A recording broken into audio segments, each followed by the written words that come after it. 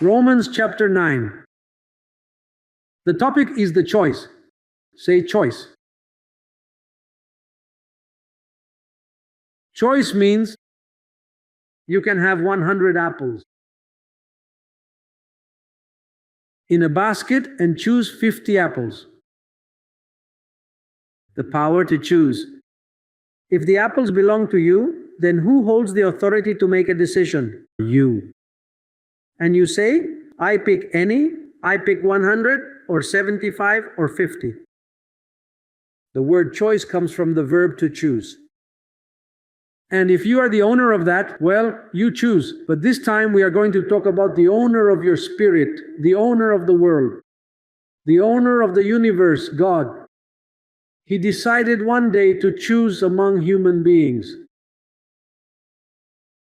And so He made many vessels, many people. And so instead of choosing them all, He said, no, I am going to choose these vessels. And I won't pick these. Well, it's just when Paul wrote that. Paul was scared, but how could a God of love is not going to choose all men for salvation? Let's see what is written. Okay, Romans chapter 9, verse 11. It says, for the children not yet being born, nor having done any good or evil. He is talking about human beings, isn't he? They hadn't been born. We are not talking about animals here. We are talking about people, it says. For the children not yet being born, nor having done any good or evil, that the purpose of God, according to election, that is the subject matter. Is it based on free will? According to the will of man, does man choose God? No, God's purpose for human beings. That the purpose of God according to election might stand not of works, but of Him who calls. Hey, this is an important topic. Are you ready to take notes? Do you know what the apostle is saying here? Look, listen. Blessed, you have never heard this. Be ready.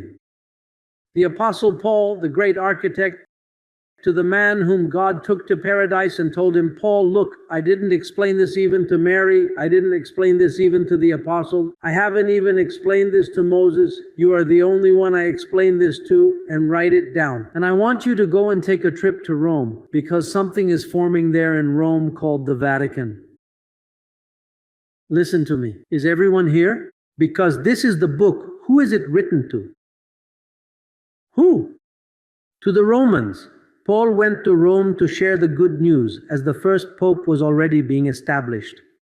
And then Paul wanted to help the first pope so he could understand. Regrettably, the very first pontiff failed to comprehend what Paul was saying. Then, they never taught us this. God willed it. We teach it now. And today, through the internet, that camera you see there is taking me to all the nations of the world to hear. Well, it says here, Blessed One, that the baby is inside the womb of the mother. So he has done neither good nor bad. And so, in order for the purpose to conform to the election, not because of works, so that means the child is right in there, and the Lord declares, that is one of my sons who has been chosen. But it is uncertain how he will act. But the gospel, say the gospel, say no religion.